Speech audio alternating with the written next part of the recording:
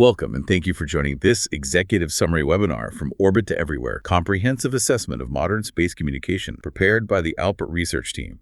Wireless satellite communication is undergoing a massive paradigm shift. It's moving from this specialized high-latency backup solution to a primary low-latency component of the global internet backbone. This whole thing is driven by the new space economy, reusable launch vehicles, and this new 3GPP NTN standardization. It's all converging with our terrestrial networks to deliver ubiquitous coverage.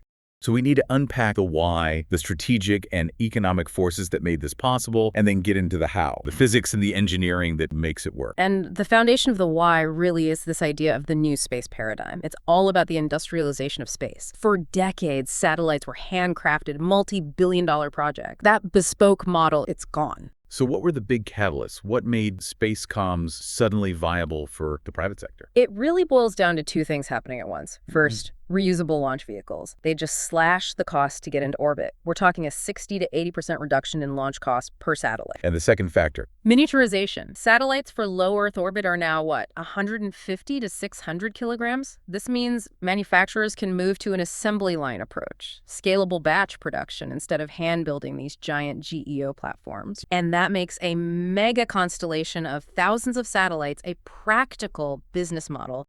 And there's a third driver you mentioned, standardization. That's the third generation partnership project, 3GPP. 3GPP introduced the framework for non-terrestrial networks, or NTN. Before this, satellite tech was proprietary. It existed in its own little world. By creating the NTN standard, 3GPP is forcing these new satellite systems to speak the same language as 5G and 6G. So your phone can eventually just connect directly to a satellite? Exactly. It's no longer a separate niche technology. And the result of all this is the chance to finally bridge the global connectivity gap. It's the ultimate socioeconomic relevance. Look at the numbers. Terrestrial networks, like fiber and cell towers, they only cover about 15% of the globe's surface, which means 85% needs a different solution. That sets up the why perfectly. To really get it, we have to start with the fundamental architecture. At its core, satellite communication is basically a relay system. It uses electromagnetic waves. Right, and we usually break the system down into a few parts. There's the space segment, the ground segment, and the user segment.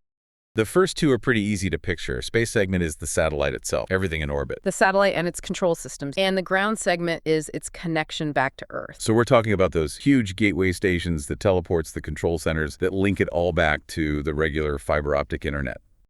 But the key, and really the core of the revolution, is that third part, the user segment. Which used to just mean those massive VSAT dishes. Very small aperture terminals. They were specialized, power-hungry, and expensive. Now, that segment is completely democratized. It includes mobile terminals on planes, ships, tiny little IoT sensors, and this is the big one-standard consumer smartphones. Connecting directly to a satellite, completely bypassing the cell tower. Let's trace a signal. It starts with the uplink from the ground. It needs a lot of power to get up there. A huge amount of power to overcome the distance. Then it hits the transponder on the satellite. The transponder gets this very weak signal, amplifies it by hundreds of thousands, and then does something critical, frequency translation. It changes the frequency. Because if it didn't, the super powerful outgoing downlink signal would completely drown out the weak incoming uplink signal. So it's to prevent self-interference.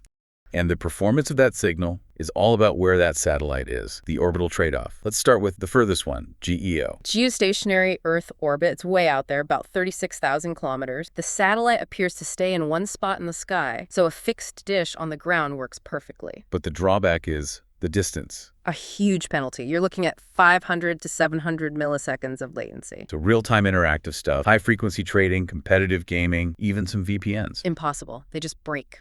So let's move closer in. Medium Earth orbit, or MEO. MEO is between 7,000 and 25,000 kilometers. It cuts latency way down to about 100 to 150 milliseconds. This is the sweet spot for global navigation satellite systems. And now the one everyone's talking about, the heart of this new space revolution, low Earth orbit, or LEO. LEO is much closer, 500 to 2,000 kilometers. And this gives you ultra-low latency. We're talking 20 to 50 milliseconds. That's genuinely competitive with terrestrial fiber. But there's a huge catch. A huge physics challenge. Yeah. Velocity. These LEO satellites are whipping around the Earth every 90 minutes or so. So your connection window to any single satellite is tiny, maybe 5 to 15 minutes. Exactly. So in the ground, a single satellite is only in view for a very short window, which means to get continuous service, you need two things. First, a huge number of satellites, these massive constellations. And second, you need the ability to do seamless, instantaneous handovers from one satellite to the next without the user ever noticing.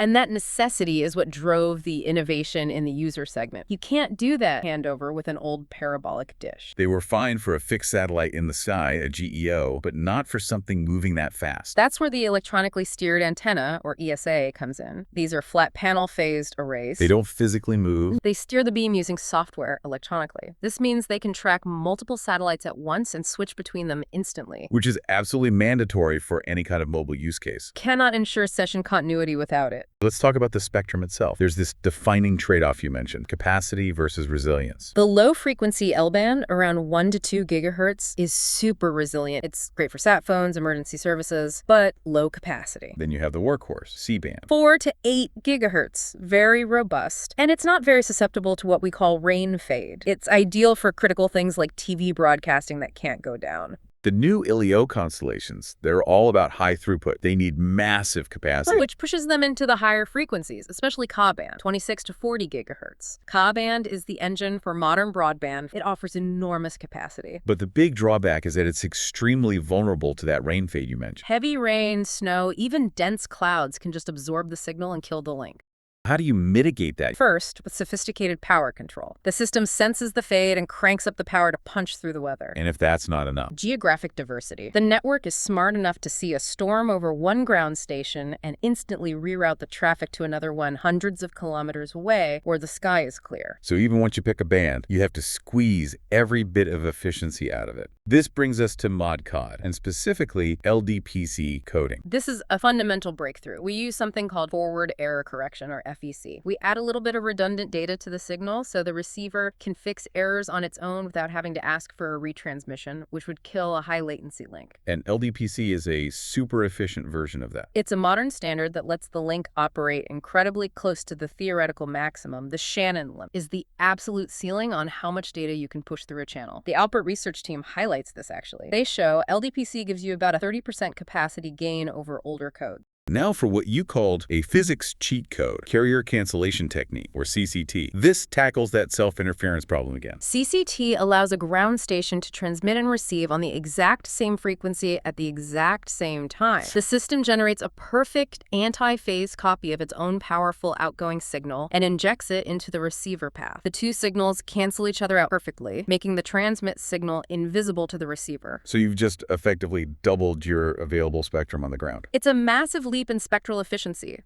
Alpert Research cites real-world data showing an efficiency jump from about 1.4 bits per hertz to over 2. A 48% gain, which translates directly into lower operating costs. Now let's talk about the network architecture that connects it all together in space. The key technology here is the inter-satellite link, or ISL. They are lasers connecting the satellites to create a dynamic mesh network in space. And why lasers? Two main reasons. First, the throughput is immense. We're talking 100 to 200 gigabits per second per link. And the second reason? Even more important, strategically, is the latency. Light travels faster in the vacuum of space than it does through glass fiber on Earth. So data can be routed from, say, London to Sydney purely through space. Satellite to satellite, without ever touching the ground until it reaches its destination city. This gives you true global coverage and critically strategic independence from ground-based bottlenecks. To manage a complex network like that, the satellites can't just be dumb mirrors, they have to be intelligent. This is the difference between a transparent payload and a regenerative one. A transparent or a bent pipe satellite is simple. It just amplifies and forwards the signal. All the intelligence is on the ground. A regenerative payload with onboard processing is an intelligent router in space. It actually demodulates, decodes, and routes individual data packets on board. It's essential for that mesh architecture and for advanced 3GPP features. Let's talk about that 3GPP roadmap. How is it integrating all this? Release 17 laid the groundwork for 5G NTN. It focused on the simpler, transparent architecture and low bandwidth IoT stuff. Release 18 or 5G Advanced is the game changer. It adds support for high-capacity Ka-band, it improves mobility and handovers for these fast LEO systems, and it formally supports regenerative payloads. And the ultimate goal is direct-to-device, your normal phone talking to a satellite. That's the vision. But the physics of space creates some major conflicts with how terrestrial networks are designed to work. Take HRQ hybrid automatic repeat request. On the ground, if I send a packet and don't get a confirmation in a few milliseconds, I just resend it. It's fast. But in space, that round trip takes hundreds of milliseconds. So that protocol just breaks. 3GPP has had to build in ways to basically turn HRQ off for NTN links. And AO's speed brings its own problem, the Doppler effect. A huge one. The satellite speed shifts the signal's frequency by up to 50 kilohertz. To your phone, that's just noise. The device has to get ephemeris data, the satellite's exact position, and calculate that frequency shift to pre-compensate for it, just to lock on. Managing thousands of these dynamic links seems impossible for a human operator. This sounds like a job for AI. We're seeing deep reinforcement learning used for dynamic resource allocation. The AI basically teaches itself the best way to assign power and channels across hundreds of beams in real time. And what about dealing with that time delay for signal quality? For that, we use predictive ACM, or adaptive coding and modulation. It uses a type of neural network called an LSTM. Standard ACM is reactive. It waits for the signal to degrade, then adapts. With latency, that's too late. It analyzes the signal's history to predict what the quality will be a few hundred milliseconds from now, and it changes the modulation before the degradation happens. It's proactive, not reactive. Let's shift gears to a technology that underpins all of this: Global Navigation Satellite Systems, GNSS. The core of GNSS is all about incredibly precise time-of-flight measurements. The satellites have atomic clocks, and they broadcast a time signal. Your receiver on the ground measures how long it took that signal to arrive. And from that, it calculates distance. This brings up a really important question. Why do you need 4 satellites? Logically, 3 points of reference should be enough to get a 3D position. 3 satellites do determine your latitude, longitude, and altitude. The problem isn't with the satellites, it's with your device. My phone doesn't have an atomic clock. Exactly. It has a relatively simple quartz clock, and that clock has a slight bias. So the 4th satellite is there to correct my phone's clock. The 4th signal is used exclusively to calculate and correct for that user receiver's clock bias. Once you remove that error, you get true, precise positioning and time sync. Which is critical for so many industries, but it's also a mandatory enabler for these new NTN communications. Remember how fast those LEO satellites are moving? 7 to 8 kilometers per second. That's to cause a massive Doppler shift. And if my phone doesn't know exactly where the satellite is, the frequency will shift so much that it'll just lose the signal instantly. The GNSS position allows the network and the terminal to predict and counteract that frequency shift in real time. Without GNSS, reliable mobile LEO communication simply fails. LA broadband is obviously disruptive, but where is its greatest value? The biggest value is in ubiquity and mobility. For mobility, connecting ships, planes, autonomous trucks, it's foundational for industrial use, like providing backhaul to remote 5G towers. And also financial inclusion. Think about connecting ATMs or remote bank branches in emerging markets where there's no other reliable link. And the Alpert Research Team had a really important warning, They warn against just buying the cheapest ground equipment. focusing only on the initial capex. By investing a bit more upfront in hardware that supports things like CCT, getting your efficiency, the long-term savings on bandwidth, the OpEx, will vastly outweigh that initial cost. So spectral efficiency is the key to long-term economic success.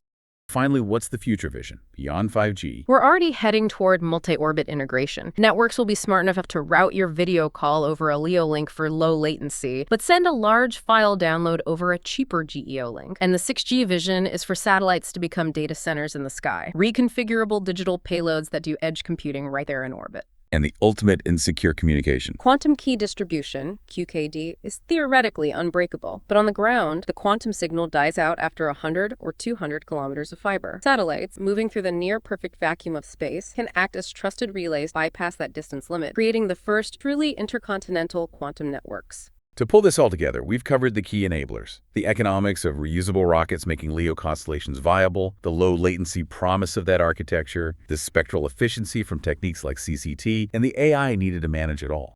Modern satellite communication has evolved from a specialized broadcast tool into a core pillar of global connectivity, enabling broadband, IoT navigation, and resilient communication infrastructures. With the rise of LEO constellations, AI-optimized networks, and 3GPP standardized NTN systems, satellite communications are poised to serve billions of users and devices worldwide. This Alpert Research Team overview delivers an integrated view of the technologies, architecture, applications, challenges, and opportunities shaping the next decade of satellite-enabled connectivity.